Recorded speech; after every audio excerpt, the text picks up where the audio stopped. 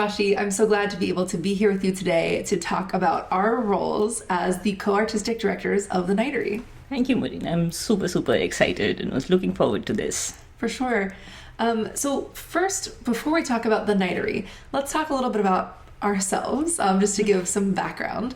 The Nitery is run by two PhD students who are co-artistic directors. One of them is me and one is you. Can you tell the listeners a little bit about yourself?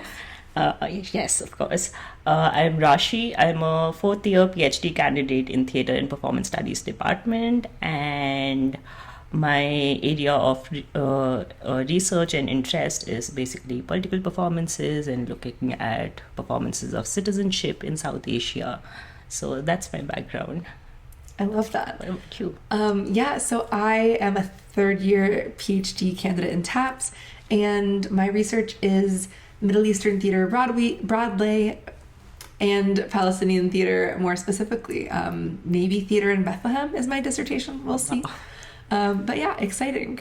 And so we both applied for this position to be the co-artistic directors of the Nitery. We were selected by the TAPS faculty, and now this is the role we have. So I think a lot of people on campus know about the Nitery, but I don't think they understand necessarily, because I didn't necessarily understand the process of what the Nitery is, how students can get shows there as this sort of student-led theater. So let's first start with, what is the Nitery?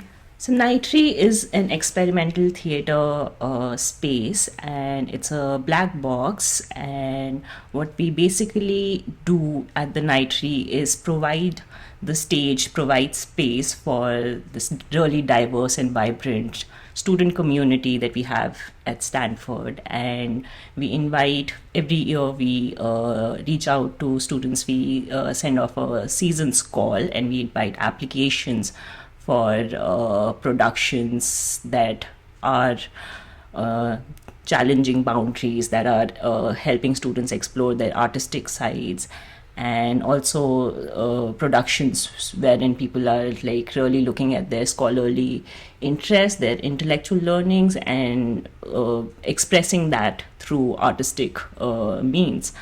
And the process itself is such wherein like these student theater companies, they send in their applications to us, their the applications for their productions, and then the Nitery board sits down and looks at those applications and selects plays which speak the most closely to the theme that we have for that season. And apart from the season, we also have pop-up shows wherein if there are students or student groups that have a production that they want to put up in 2 weeks or 1 week, and they reach out to us, and if we have the space available, our idea is basically to have as many performances in the year as possible, as our capabilities allow us to. Yeah. It's so exciting, too, to see the student groups that are applying and how they're thinking about using the space. Yeah. I think it's really fascinating. So I know that we're adding something to our Nitery website so people can check there soon for more information. But about this background of being a student-led theater, it seems that progression was that the space is still a TAPS, Theater and Performance Studies space. Yeah. But that students seem to petition to have a space that they could run. Yeah. So TAPS puts on main stage shows that students are obviously greatly involved in, but they wanted a space that could also be theirs, ours, in a different way. Is there anything you want to add to that background? I think you've summed it up perfectly, and I think it was when Professor Branislav Yakovlevich was the chair, and I think that is the time that the space really transformed into a completely student run space. And since then we've had our previous co-artistic directors from the department, graduate students who have actually taken the space forward and like really had really meaningful performances, have developed that space wherein values of diversity and creative inquiry and those sorts of values have been inculcated in the space. And No, and it's so nice. I mean, what I love about that story is the institution is responding to a need, and the students are asking for their needs sort of in this direct way. And so it feels like we don't always get to have that sort of serendipitous moment of that ask and answer, but it's so nice to see that happen. And also, something you and I have noticed is that we have this Google Drive that's full of resources from these past artistic directors of the Nitery. So we get this institutional knowledge that's passed on. We get to be in conversation with past TAPS grads about these sort of artistic endeavors. It's been really exciting and fruitful to see that happen. Definitely. Yeah. So the NExT board has us. It also has undergraduate students who we can talk a little bit more about. So maybe we can visit what their roles are and what they look like, and also then what it means to actually co-artistic direct. So I think this year in the NExT board we have 5 people, the 2 of us as co-artistic directors. Then we have Joe, who's one of the technical directors, and the other technical director is Liam. And then we have Sam, who's the production manager in our team. So we have like a very exciting team put together, which is really like working hard towards having this year's performances. I think in terms of what our roles are in the team, I think I see it as there's one part of it which is like more administrative and which is more managerial, in the sense of like having these weekly meetings and scheduling performances and seeing that the places run properly and the groups are following the policies that we have for the space. And the other part of it, which I think both of us find even more exciting, is the artistic and the creative aspect of the roles, wherein we did curate a season for the entire year, and we also try and meet with the groups and see if they need our dramaturgical inputs for their productions. So that's the other part that I see us playing. What do you feel? Yeah, I mean, I think you really summed it up beautifully. Yeah, meeting with the groups about dramaturgical support has been really exciting, and I can't wait to see where that goes. And we have groups who are doing anything from existing play texts that they're revisiting and reviving, to new devised work, to a new play festival. So there are ways that we can bring our different skill sets as scholar artists to the forefront in ways that are exciting, and also I think will still be surprising for us along the way. So, Definitely. Yeah. We created a season call with that was in line with our mission, and I think that's how most seasons begin their process. But I think maybe we can visit what it means to curate a season and what it means to have chosen the works that we did, because we had to turn down a lot of student work that's really amazing and wonderful, knowing that there are different artistic homes for student work on campus as well. Do you mind sharing a little bit about what went into that curation process? So I think both of us, we started thinking about the season at least in the spring quarter, mid of spring quarter, and I think it took us like a few weeks to conceptualize what the season would look like. And one thing that really I think resonated with both of us is like this, after 1.5-2 years of being in pandemic and being isolated and being in different parts of the world and still trying to create art, we saw the challenges that we had to face in that time. And I think even last year the artistic directors of Nitery were really invested in sort of like building this theater community again, wherein people can come to the theaters and have that like community viewing experience and also feel safe at the same time. So I think our beginning point was basically to see how we can like continue that momentum and continue to have like as many people come to the theaters and engage in that sort of like community feeling. Apart from that, I think the other aspect for us was also to see how like the questions of justice and questions of like rights and questions that we've been like facing and have only like become more heightened during the pandemic, the sort of like systematic violence and injustices around the world. So I think the other idea that we had was basically to see how students, how the productions that we have could reflect upon these questions and sort of like engage with them and produce shows that reflect on like what's happening around us in their artistic capacities. So I think that's the area where we started thinking about the season for this year. Definitely. And it's nice because theater has often been a space where the classics can have been redone, and there's nothing wrong with these classics. Yeah. But noting that the Nitery is a space that is meant to engage with the student body and different student communities in renewed ways that are really paying attention to what's happening in our world and being responsive to that. And that's part of what our pop-ups do as well, as being responsive to new student needs that come up on campus in different ways. And not just supporting students that have student groups behind them as well. So I guess that segues us into what our season is. So this fall quarter, we have 2 shows that are happening, which I think is kind of a lot, but in an exciting way. So the first show is Asian American Theater Project, AATP's piece, The Headlands, which is written by Christopher Chem and is really exciting. It's a sort of a mystery story, right?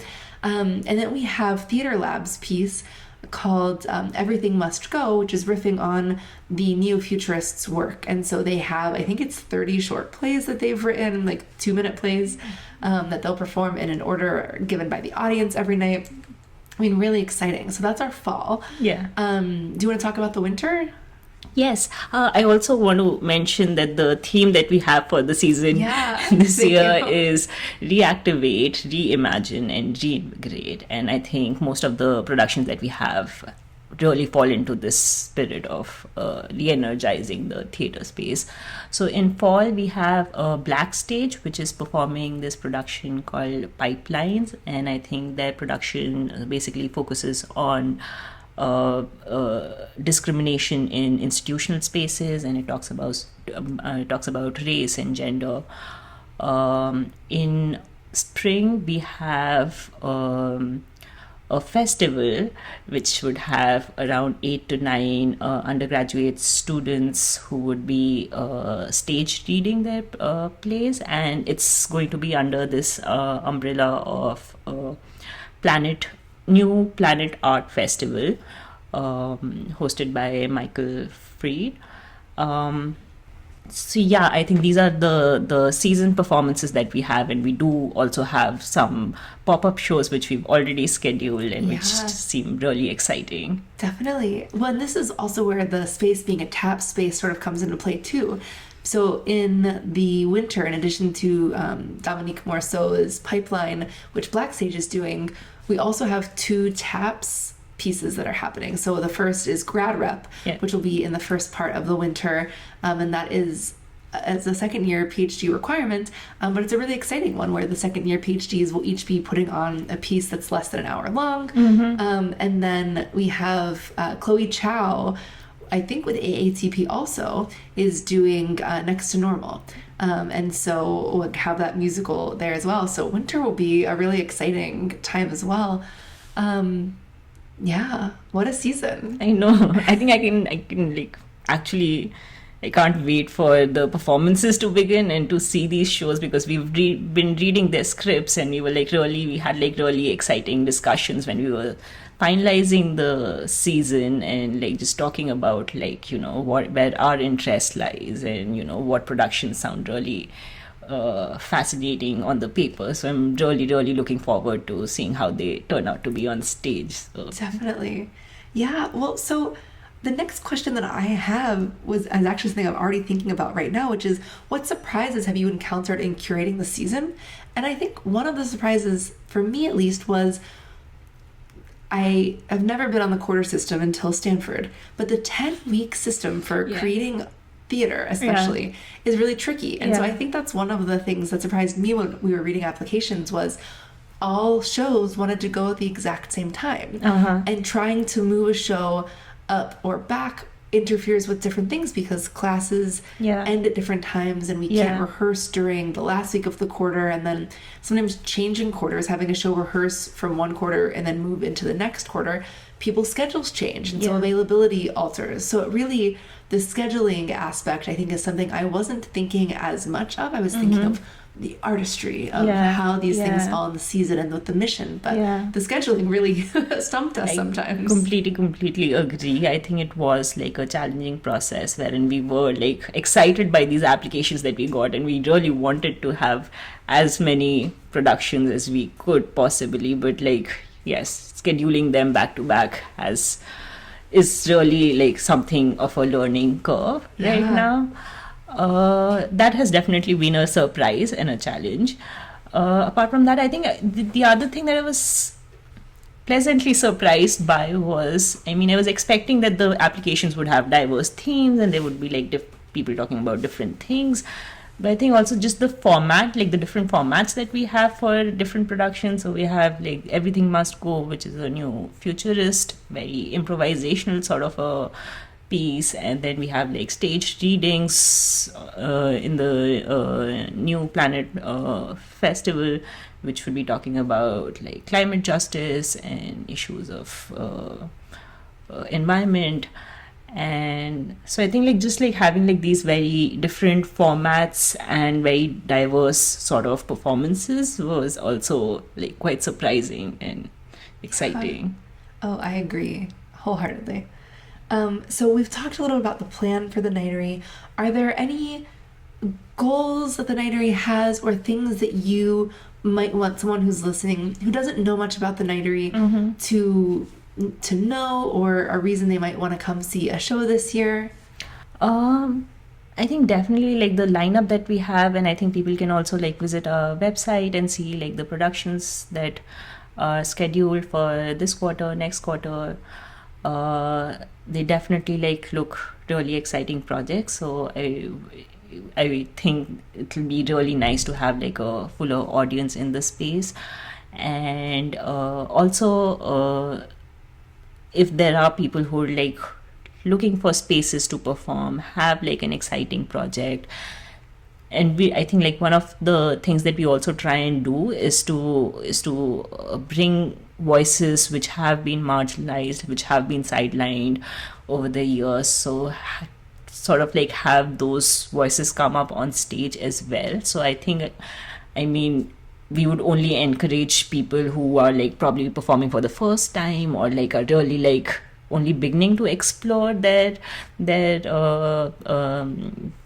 performance skills and their like interest in theater and performances, to really like apply and reach out to us. And even if we don't have space, we'll definitely be able to like sort of guide them and let them know whenever there's like space available next, or at least like give a sense of like when the applications are out. Definitely. Yeah, I think we really want to be a resource for people, and to have the Nitery be, I think there's sometimes an idea that it's a roadhouse, right? It's something that you can reserve and then just do a show and then you leave. But there's actually so much more based on all the people who've done the labor before us to make this a space that is nurturing and has mentorship attached to it, and that isn't interested in just one-off theater productions. Like you might have outside of Stanford, right? We want to have this community environment. So yeah, I love that. I do hope people listening will reach out, and I hope also that people will come to see these great shows. We have so much coming up, and I think probably even more that we don't even know about yet that will be on our docket as well.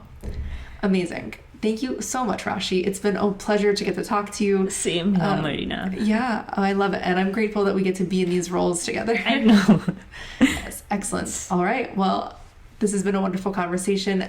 And thank you so much for your time with this TABLEWORK. Thank you.